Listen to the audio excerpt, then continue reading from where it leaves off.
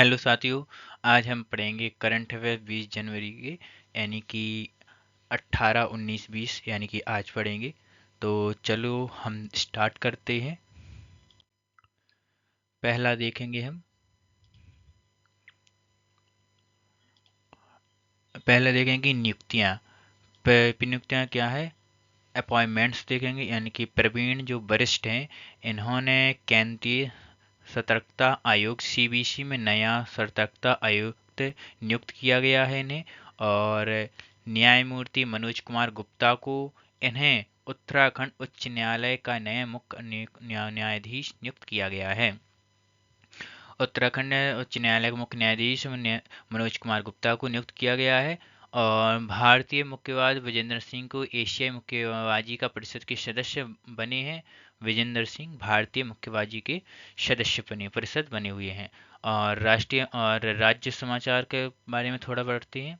इसमें भारत की पहली स्लीपर वंदे भारत यह ट्रेन हावड़ा से गुवाहाटी रूट पर शुरू की गई है।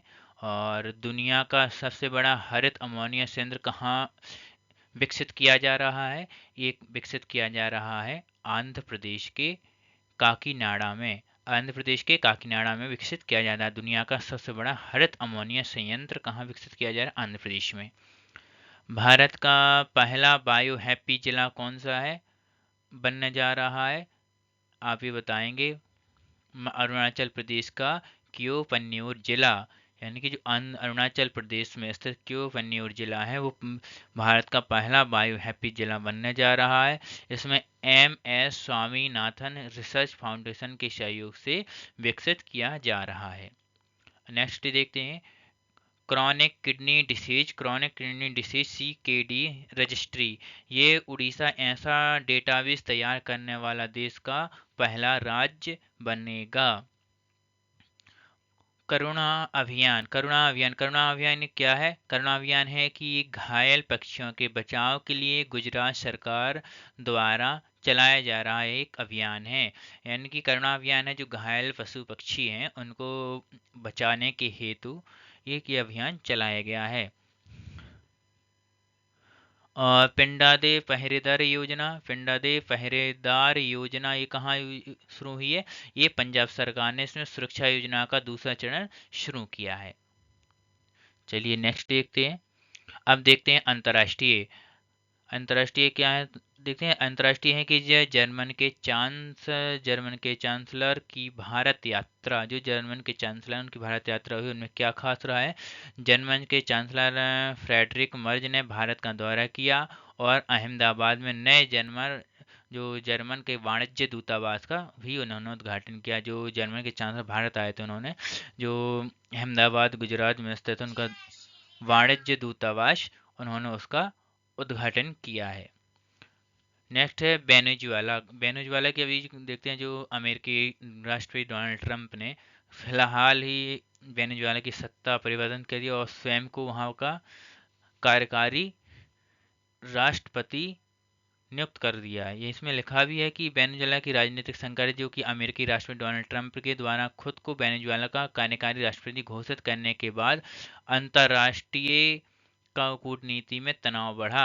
यानी कि हाल ही में आप जानते हैं कि वेनेजुएला है, उस पर अमेरिकी राष्ट्रपति डोनाल्ड ट्रंप ने कब्जा किया हुआ था। यानी कि जो वहाँ के राष्ट्रपति उनको हटा करके खुद को कार्यकारी राष्ट्रपति के रूप में वहाँ पर घोषित किया हुआ है, जिससे अंतर्राष्ट्रीय राष्ट्रीय व्यवस्था है उनकी थोड़ी तनावपूर्ण चल रही है। अब इस पढ़ते हैं। यू यू मैस्क्योर व्यापार समझौता, जो यूरोपीय संघ है और दक्षिणी अमेरिकी देशों को मार्कोसुर ने एक ऐतिहासिक मुक्त व्यापार समझौते पर हस्ताक्षर किए, जिसे दुनिया का सबसे बड़ा व्यापार क्षेत्र माना जा रहा है। चलिए नेक्स्ट देखते हैं। नेक्स्ट है महत्वपूर्ण दिवस। महत्वपूर्ण दिवस कौन कौन से हैं? आइए हम देखते हैं महत्वपूर्ण दिवस कौन कौन से हैं।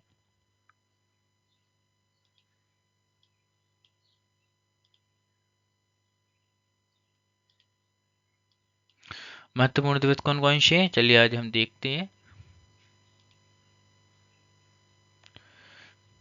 देखते हैं। 14 जनवरी को क्या हुआ, 14 जनवरी को मकर संक्रांति के त्यौहार पर पूरे भारत में एक हर्षोल्लास के साथ मनाया गया, ये आपको पता है। और सेकंड है 15 जनवरी को भारतीय सेना दिवस मनाया गया है। और इसके साथ ही दक्षिण भारत में पोंगल त्यौहार भी इसी को दिन मनाया गया है। और 16 जनवरी का था राष्ट्रीय स्टार्टअप दिवस मनाया गया, ये याद रखना, ये पेपर में भी आ सकता है। 16 जनवरी को राष्ट्रीय स्टार्टअप दिवस मनाया गया है। और अंतर्राष्ट्रीय समाचार क्या है, अंतर्राष्ट्रीय समाचार में अभी आपने पढ़ा है कि वेनेजुएला के संकट है, जो पूर्व अमेरिकी राष्ट्रपति डोनाल्ड ट्रंप ने, अमेरिकी राष्ट्रपति जो ट्रंप ने, उनका निकोलस मादुरो की गिरफ्तारी के बाद खुद को वेनेजुएला का भी कार्यकारी राष्ट्रपति घोषित किया है, जिसमें सनसनी मच गई है।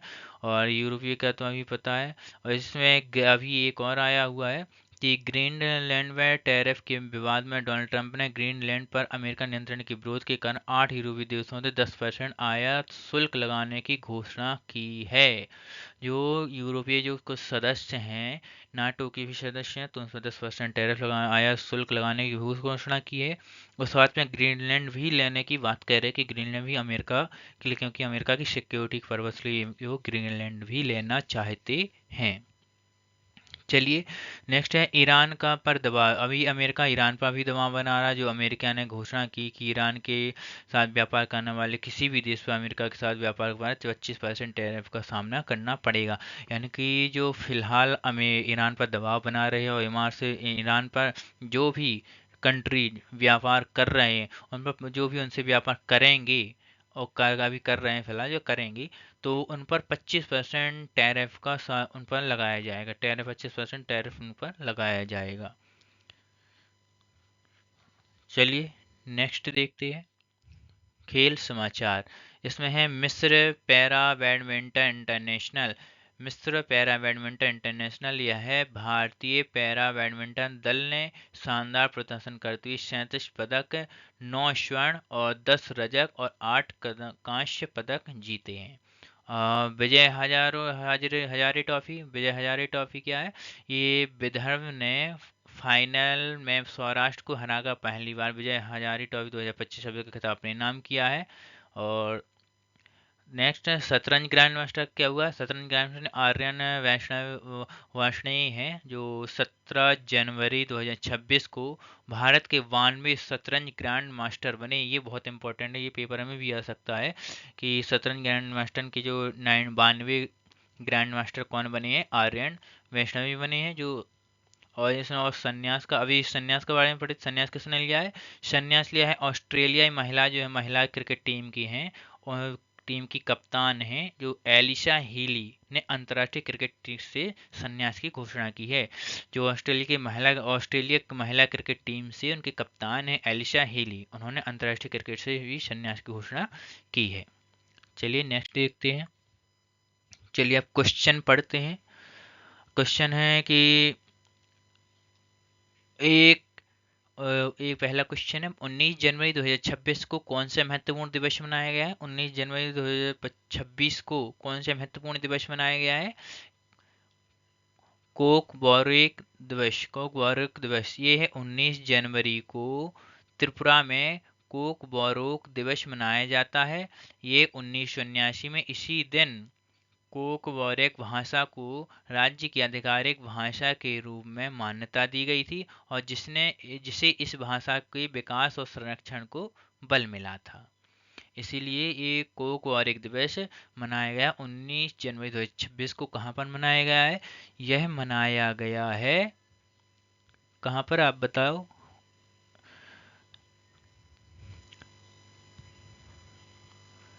नहीं है तो इसमें लिखा कोकबोरेक दिवस ना, ये दिन कोकबोरोक राज्य के आधिकारिक भाषा के मनाया गया, यानी कि त्रिपुरा में।